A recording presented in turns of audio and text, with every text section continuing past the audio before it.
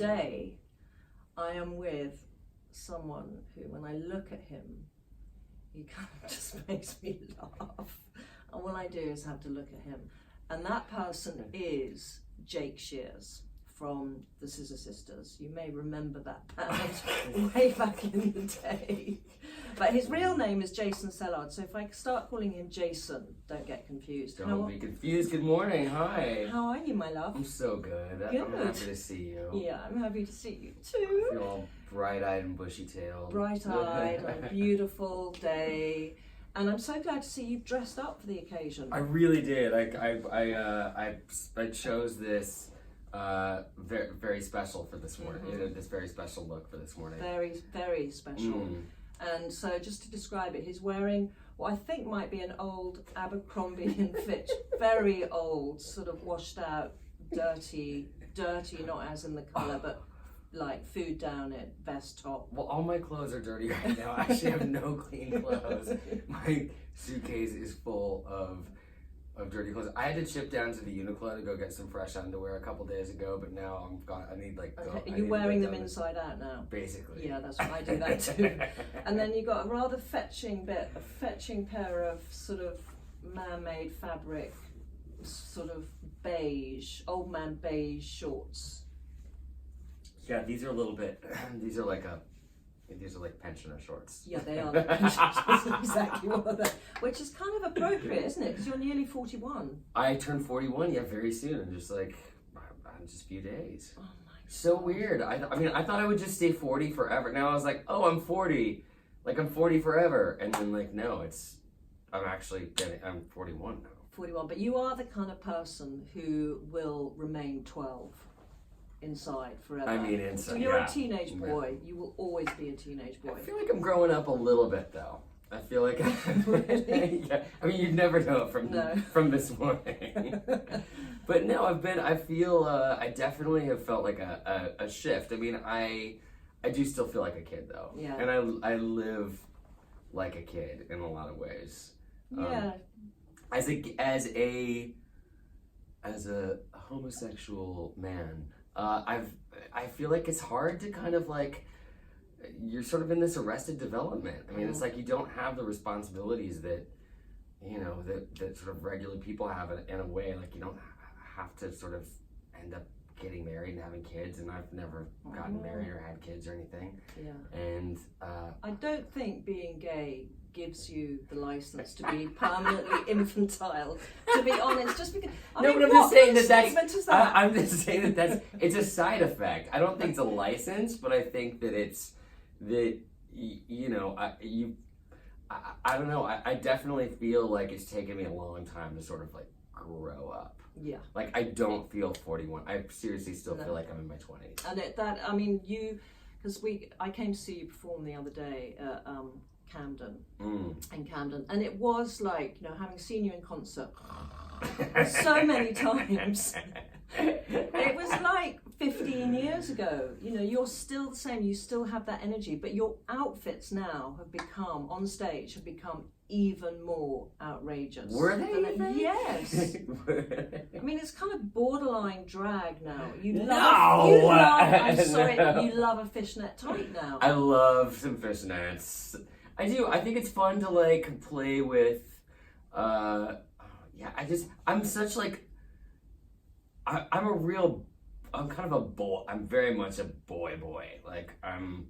Really? I think so. I mean, I'm like I'm not. I'm very. I don't know. I'm like kind of no muss, no fuss. The way I dress normally. I mean, I really like. I wear cargo shorts and like Birkenstocks is like my go-to. That's why I live in LA and New Orleans, and like one of the things I love living about there is you never have to dress up. You can just seriously just roll out of bed and go to the grocery store, that's just how I like to. I mean, visually, you are two people. I agree, because it's like day to day, you are like kind of regular Gap kid. Totally, almost. I'm just like the most. I really wear nothing flashy, but on stage, I love to like. Where I've been wearing these like platform boots, and I just love to dress. Which are about 9 inches high. They're really high. But I like that. It sort of you know, there is a separation because I Yeah. do love to wear flashy stuff. I do love to get like super glammed out, but that's not me. That's another version No, of me. but you see, I don't know if that. I'm not sure I agree with that. I mean, it feel is that, me, but it's another. It's just but another when you're on side. stage, you are dressing your personality, which is very overt. It's out there. It's vivacious. It's fun. It's slightly insane. That is you. Whereas you looking like, you know, you're sort of in a care home, which how you're looking now. That's not you. A care home. God, I love that British people I keep hearing new. There's always like I always hear new phrases that I've never. Like, how many more terms can there be for a convalescent center? Well, you did say that to me. You said, "I'm so glad you came up to London and left the care home." You sent me a text saying that, so you know that term. No, I said convalescent center. Oh, convalescent center. I like convalescent center. But no, I do kind of compartmentalize, you know, my looks, and it's there's multiple sides to my personality. I mean, what I really can't stand is having to like just put on like a suit and go to like a function. Is just my idea of hell on earth. Like But you've never done that, have you? I do, you know, you do end up at things like at events and stuff where it's just like you got to put on a nice. Yeah, but it's not a pinstripe suit or a grey flannel suit. It's usually something made out of curtain material, isn't it? No, I mean I do, you know, I do kind of have my, you know, Tom Brown suits in the closet that I pull out for that sort of thing, but I don't like just wearing, you know, I don't like dressing up in a normal way. But do you think that's for you, it's as much about movement, because you know, when you're on the move, you're hyperactive. So to feel trussed up in a suit, maybe it's because you don't have the freedom to move like you do on stage. It's strange, like wearing slacks, like suit slacks. I just don't like how they make my legs feel. It's like, I think you're right. I feel awkward. Yeah. I feel awkward in just like a straight up suit. Yeah, it's not you at all. And I mean, having you know, you've worn some very extreme outfits, so you must have hundreds of wardrobe malfunctions up your sleeve. What was the worst wardrobe malfunction that you had? There's two pretty bad ones. Can I go through two of them? One was this is probably, I don't know, the year we met. Okay, which is what, about 15 years ago? About 15 years ago, and Elton had taken Scissors out for some shows through the UK countryside. We probably played like 5 shows with him. And my mom had come, and we were opening for Elton, and I had a pair of black, really thin leather pants, and didn't realize it, but they had split while I was singing, and I was wearing any underwear. And I looked down, and one of my balls is just hanging out of the front of the seam. Like, it wasn't like the zipper, it was like below the zipper of the seam and it's a little split. squidged bollock. A squidged ball was like hanging out, and I had just been out there singing to thousands of people. Yeah. I'm not sure how long it had been out, but it was out. It was out there. On stage, I looked down and. But I bet you didn't care less. I bet you were thrilled that had happened. I thought it was funny. I announced to the crowd. I was like, "I'm so sorry if you just saw my scrotum hanging out of my pants. I didn't realize they were busted." So there was that, and then we played a show at the Bataclan in Paris. Years ago, and it was in the dead of summer, and it was so hot. I think it was like 115 degrees Fahrenheit on stage. Like, they took I don't know what that would be in Celsius, but it was there was a heat wave. I mean, it was so hot that the crew had a tub of ice water on the side of the stage that they were dipping towels in. Between songs, I was going to the side of the stage, and they were laying ice towels on my head. Wow. To just to keep me cool. So I had like steam coming off of me. I took off all my clothes, And I just wear, I just wear like ratty Calvin Klein underwear. Like, you know, my underwear is years old. Yeah. Like, there's holes in them, like, it's really bad. And I had just like a stretched out ratty pair of Calvin's on underneath my stage outfit. It was so hot, and so I was just out there performing in my underwear and just sweating, steam coming off of my body. And there is a photograph. Someone took a picture of me singing my brains out with my nuts just hanging out in front of a whole concert. I'm just completely singing with my balls out. I mean, I don't know. I didn't know what else to do. I mean, I was just like, I was just getting through it. But, you know, I got another funny story from that night, because this is amazing. Jane Fonda had come to that show that night, and she's just an absolute icon to me. I've been obsessed with her since Dolly. So her and Dolly and Lily. I mean, just the 9 to 5 cast in general. Those are like the trifecta.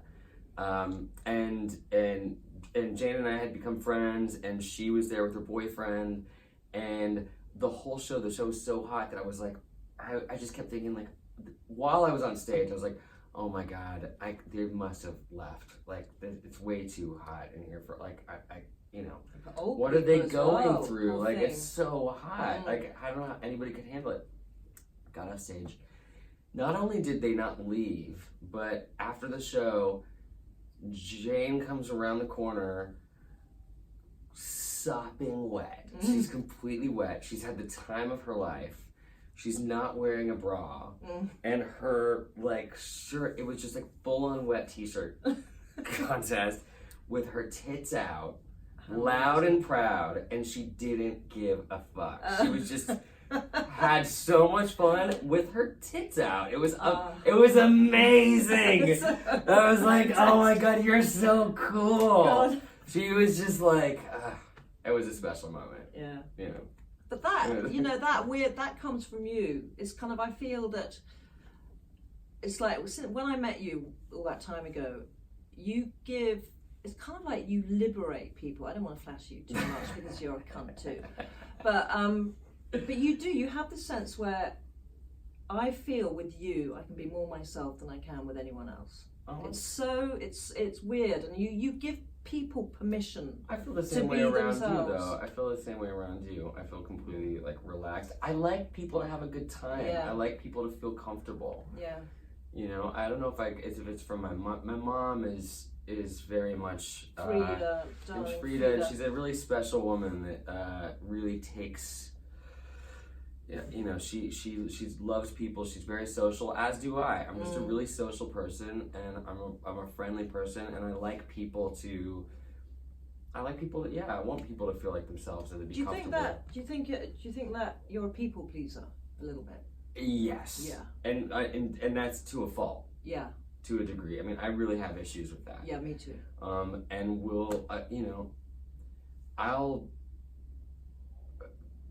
It's bad. It's something I'm really trying to deal with because I do want everybody to be happy, and I do want I want to make everybody feel good, and I am a social person, and I'm friends with a lot of people, and I've kept all my friends for so many years since I've got just friends from childhood, and everyone's still in my life, and so that's a hard thing. Having to maintain those friendships, or just just doing your best to kind of like keep it up, because I love those connections that I've forged with people over all these years, and sometimes like sometimes it can be to the detriment of. But I think I think every great performer has to be a people pleaser, because that's your job. You go out on stage and you have to make your audience happy. Yeah, and comfortable, and I learned that from I that's just something that I've learned from watching Dolly Parton perform. Yeah. And when I first started playing on stage, I just felt like there was a wall between me and the audience, and I would kind of have these panic attacks and just like start basically having seizures and just like just getting crazy, just being super weird, just because I was so there's just a wall. It was uncomfortable. And at that time, right around then, I was going to go see Dolly Parton perform a lot. I just ended up, I don't know, it was like I probably saw it 3 or 4 times this one year. And I realized that she was coming out on stage and immediately taking the entire room in. Immediately. There was just no separation. Like when she came out, you immediately. So how did she do felt, that? It's your sight. It's like looking around the room, looking at people in the eye, smiling, coming out and just taking the room in. And that's something that I think is really important at the top of a show. It just puts the room you gotta put the room at ease immediately to like, to start, to take everybody on this journey of a concert. But I think that's, I don't know how I got on the tangent, But it's kind of interesting, because I remember another time when we were do you remember we came up with that idea? I remember you were staying at home and Trini and my career was sort of grinding to a halt, and there was that article, do you remember, in the Sunday Times, and it said the next time we witness these two has to be when we see them at their own hanging. And you thought it was the funniest thing. And I was sobbing, and you were hysterical. You were laughing so much. And then we devised this idea, which was like, okay, you got to celebrate what everyone criticizes you for. Yeah. Do you remember that? And then we did what Trini and Susannah, what they did next. And I remember you were part of that, and we came with a film crew. You were so fucking useless. As soon as a camera was put in your face, it's like you dried up. You became so nervous. It was weird. I'm bad on like talk shows and stuff. I'm bad on camera. Yeah. I'm not great at. I love doing radio. I love talking in front of microphones. Is like super fun, and I feel very comfortable. But sitting on a couch with a camera in front of me, I turn into like a wooden puppet. Yeah, so bizarre. It's not good. But is there any other times when you feel insecure? Other times I feel insecure. Or shy, or... I do. I feel, I do have moments of, here's a weird thing. I feel insecure sometimes in, like going to a cafe for the first time that I've never been to, and like ordering a coffee. Okay. Isn't that strange? Why? I get nervous. Like I have no idea. But sometimes like restaurants and cafes, I just get a little strange. Do you think that's because you're worried people might recognize you? No. You're not that. Please, nobody recognizes. No, it's not that. I don't know. I don't know what it is. Because they're speaking a foreign language and you're in another country? No, it could be anywhere. It could seriously be anywhere. I remember when I first moved to New York, when I was like 21, I was like scared to go in and order a sandwich at a deli. I always am just worried that like there's some like I'm always worried that there's like some I don't know what I'm talking about. Like there's like a way to order that I'm not gonna get right, or are you supposed to take this tag, or am I supposed to? Are you gonna see this at the table? Like, what am I supposed to do? Like, I really need like directions when I go to a place. If it's not there, I just get a little, So are you good at being on your own then? Do you think? Do you spend time, because you are such a people person? I have to have time alone. Yeah. And that's something that I've really come to realize over the years is I have a hard time being alone, because I love hanging out all the time. I love hanging out. I love friends around. I love family. But that's why I've got a little apartment in New Orleans, and it's my place to go down and just when I can to just be alone. And that's how I get work done too, because if I'm by myself and just kind of like living quietly, working out, making myself food, not really speaking to anybody, I start getting ideas. Yeah. And start writing. Yeah. You know. I think it's what everyone who, you know, with the creative process, alone it's time is really important for me to be alone. Yeah. You know, I really and I treasure my time alone. I read a lot too. Yeah. I mean, I love reading, so and also reading, that's my time to be alone with myself, whether there's people around or not. I mean, you are a prolific reader. I love reading. Yeah, and you've read virtually every single book on the planet, No, apart from mine, one of your best friends, with toil, I have blood, sweat and tears. You know, I sent you copies. Have you read one fucking word? Yes! No! Yes! You are such a liar. You are such a liar. It's a great. I'm so proud of you with that, though. Right. I am. Yeah. I'm proud of you. And you're going into you've written the next one. Yeah, and then the third one is going to be based on our relationship. That's what I'm super excited about. Yeah, that's gonna be so good. Yeah, I feel like there's lots to pull from. Yeah, lots to pull. Because I remember there was one time when you'd lost yourself, quotation marks, and you'd legged it to Berlin to go and rediscover your mojo. Yeah. And I came to stay with you. Yes. And I remember we went to. You said, "Okay, we're going to this club," and I was like, "Great." And I got dressed, and you just looked at me and you went, "No, there's really? No fucking way you're going." Like, no. And I had to change about 15 times because what was the club we were going to? It was the laboratory in Berghain, which, like, I can't believe. I mean, it's like definitely like a no woman zone for the most part. So like, it's a miracle that we got you in there in the first place. And then you left for a while, and I didn't know where you were, and like eventually you came back and you were like, you said to me, you're like, "I've just been like relaxing. I've been laying in this amazing hammock that's in there. It's in the next room. I've just been chilling out." And I like, and then I'm like, "Susannah, that's not a hammock. It was just like a full sex sling you've been lying in." To put it into context, this is like a gay. It was a gay sex club. It was a sex club, yeah. It was a Berghain, and I was the only woman there. You were the only woman there. And I'm relaxing and I'm a true fag hag, and I never felt so. I thought, "Oh my god, I'm going to be fine," and then walked in past these sort of swags of toilet roll and kitchen roll to mop up with afterwards and scat nights. No, that place is like intense. Hardcore. It's intense. It's a little hardcore for me. Yeah, you know? You just left me there. You disappeared. I did not You just left me there on my own. You wandered off and were laying in relaxing in a hammock.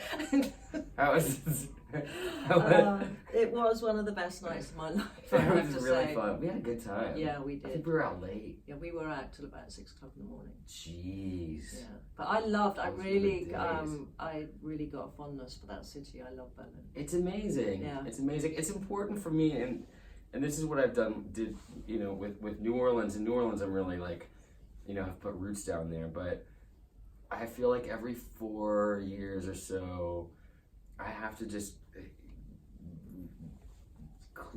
wipe the table clean and go somewhere by myself and sort of figure out, like, sort of reassess who I am.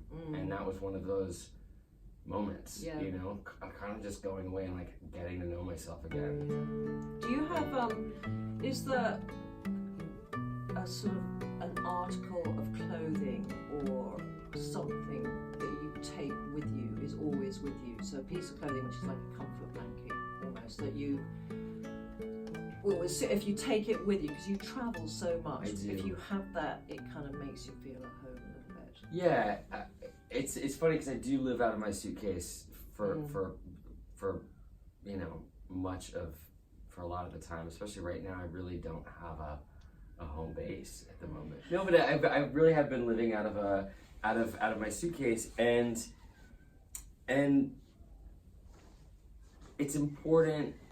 The thing is when you've got such a limited amount of space, so every item that you bring with that I have in my suitcase is completely thought. You know, I've got 2 pairs of jeans, you know, 8 t-shirts, you know, 8 pairs of underwear, Why boots, 8 and not sneakers. 7? I Every don't. week. No, I don't know. It might be okay. 8 to 10, but somewhere around there. Boots, sneakers, and then the summertime Birkenstocks. But everything has to be chosen really wisely because you can't waste any space in your suitcase. You really have to like have something for if there's a nice dinner or something I need to wear a suit to or something. You have to have some kind of. So how many suitcases do you travel with? I Just can only one. see Just one that. here. That's it. Yeah. That's it. Do you So- remember? Yeah. So this I a few years ago there's this warehouse called Tarragon in LA that you have to have like it's like a wholesale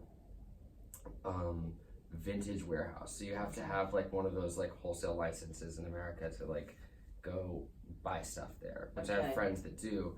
And so you basically like it's one of those places you kind of like practically get clothes by the pound. You know I what mean, you go- must have been terrified going in there the first time. I mean, looking there's for clothes with having to be a member or whatever it is. If you find it hard buying a cappuccino in a new coffee shop, what was that like? No, I had my friends with me who were Oh, into okay. telling me, what to do, and I found this orange hoodie, from 2008. It's a bright orange hoodie, and it's got like a either a volleyball. Is it a volleyball? I don't I know. thought it was basketball, maybe just Yeah. because orange. But it says Lady Rangers in cursive letter, and it 07 to 08. So this is probably like 10 or 12 years old, and I this is my plain hoodie. I have to take it on planes because it gets cold on airplanes, or maybe I'm just dying. But but no, it gets cold on airplanes. So it's like this is like the one thing that's like it's soft, it's comfortable, it's orange. It fits me well. So I basically have to have this with me when I fly and when I travel. Like no matter what time of year, I always have this hoodie with me. I wonder if that was in your suitcase. I remember another night we had in LA, and we were. I was staying at a very smart hotel called the Four Seasons, and it was for the Elton John AIDS Foundation post-Oscar party. And you came to stay with your then boyfriend Chris. And you had Toby the dog as well. My little dog Toby. And your little Toby, and you He's all 12 years old Oh, now. little I'm seeing him Toby. next week. I'm so excited to see him. And we all four of us, so Toby, you, me, and Chris, were all sharing a bed together. And Do it you was remember that? and it was such a nice hotel room, and we'd gone to the Oscar party, and we got back, and like Toby had like shit all Everywhere. over, like he's like shit and piss All over the bed. all Yeah. over the room, like diarrhea like everywhere. Like this really nice hotel room. We weren't even supposed to have a dog in there. I No, don't we weren't. think. We smuggled him in, and I had to go and do this morning show with Diane Sawyer, Yes. and I went straight, and I think I was still a bit pissed. But I remember waking up, we got back about 4 o'clock in the morning, and I had to leave at 6 or something the next day. That in like 2 hours' time, and I remember waking up to this kind of noise, and I couldn't work out what it was, this kind of loud sort of noise, and I opened my eyes, and there was Chris, your boyfriend, clutching the side of the hall table, naked, and pissing into your suitcase, because he didn't know where he was, and it was just like splattering like, and he was just clutching. I was like, Chris, for God's sake! And that hoodie was probably in the I think that might have been a little Yeah. bit before the hoodie's time. Thank God. Oh, those were the days. I remember Yeah. that night. God, that was amazing. And you performed there with Elton. It was amazing. Did I perform that? Yeah, night? you did. You sang. You're wearing a lime green suit. I Oh, was remember. that one? Yeah, that was fun. Yeah, that was fun. That was fun. And so, just to kind of, you're 41 nearly. 41. A few days till you're 41. And so, the end is nigh.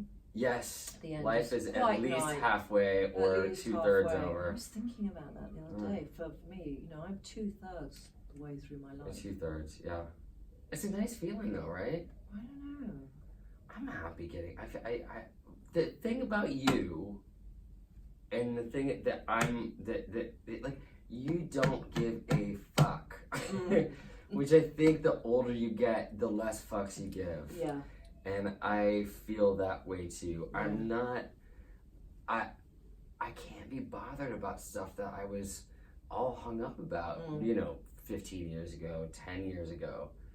I'm not worried so much about things. Like, I just want to be happy and be with my friends and family and live my life. Like, I don't know.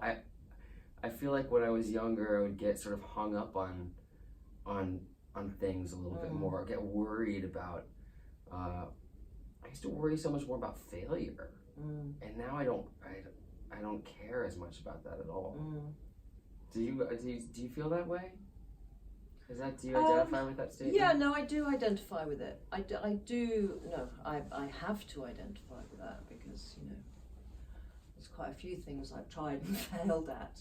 And it's we kind all of like, have. But you bounce, I find that I bounce back from it, and weirdly, for me, it makes me want to try harder. Yeah. Failure, so it is. It's the fear of failure does go. I agree with that. Because I don't care about, I just want to, I want to do good work, and I want to do my best at it. I want to have fun doing it. I agree with and that. whatever the fuck happens with it, like, I don't care. Yeah. Like, it doesn't, I want to make a living, and I want to be successful. I want people to like plug in with what I'm doing, some people, whatever, but it does, like, I just, the process of making things and living my life and just like doing the things that I love to do now, to me, are the most important things. And like, whether I just used to like worry and wring my hands about whether these things are gonna work or not. Is this gonna be successful or not? Are people gonna like this? Is this gonna like? Is all the wrong way around. It's just because if you do it from real desire, then it's more likely to be successful. Or at least successful. Or not for you. It just doesn't. It's like an insurance policy against being sad about your work. It's like as long as I love something and like give something my all and am proud of it and had a great time making it, like, then it doesn't matter. Then you've really succeeded doesn't by matter. that stage already. Yeah. No, I agree. So like, I love being in that spot now. Yeah. I really love. I love being there. Yeah. I'm much happier that way.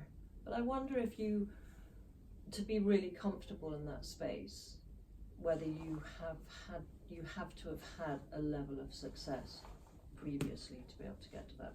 I don't know. Way of thinking. I think the level of success that I had was probably an impediment to that. Because that kind of success really fucked me up for a long time. That's what made. Then you're worried. That I was so worried about failing. When you have that, a massive successful thing, you understand that that's not something that's going on forever. That will end. Well, you understand quite far post that, I think. But don't you? I mean, did you have, like, when the Scissors disbanded? Did you kind of go through almost like a mourning period for it that you weren't aware of? Absolutely. You look back and you realise. I was just kind of lost. Yeah. I mean, I had moved to LA with my partner Chris, and I'd sort of, Scissors was my day-to-day existence for, a solid 12 years. That was what I had to answer to every morning. And when that was gone out of my life, as well as New York itself, those things, I did go into like a period of mourning. I didn't know what to do with myself. Yeah, I mean, I felt exactly the same with Trini and I didn't, part of me was so longing for that day to come. Yeah. I'd had enough. But when it happened, I went into a complete decline, and I didn't associate it with the end of Trini and Susannah. I was trying to attach it to other things. I couldn't believe that I'd be mourning that, something that I'd, had almost repelled me to, got to that point. And I think you felt a bit like that with the Scissors. Yeah. And then looking back now, I realise, my God, that was such a part of my life, and you know, Trini, who is still very much a part of my life, and I love her to bits, but it was like a death. Yeah. The whole rug gets pulled out from under you, and that was a rug that I pulled out from under myself because it was my decision to. But I knew as it's just like you have this instinct that like you have to move on and do something else. That this is not, I don't know. That's the only way I can really kind of describe it. It's just like this sort of gut instinct. It is a gut instinct, which I feel so grateful that I was able to listen to that and hear it. And I try to follow that. Yeah. I do crazy things listening to I make decisions but very that's quickly. Fantastic. That's what it's all about. It leads to kind of a wild life, but so my love, like I said, you're nearly 41, and the sad day will come probably for me quite a lot sooner than you. Will you sing at my funeral, by the way, if you're still alive? I'll sing Wind Beneath My Wings. Oh, please don't. It must have been lonely in my shadow to never have sunlight on your face. You were the one I left behind. Well, that's very charming. I'll look forward to listening to that from my coffin.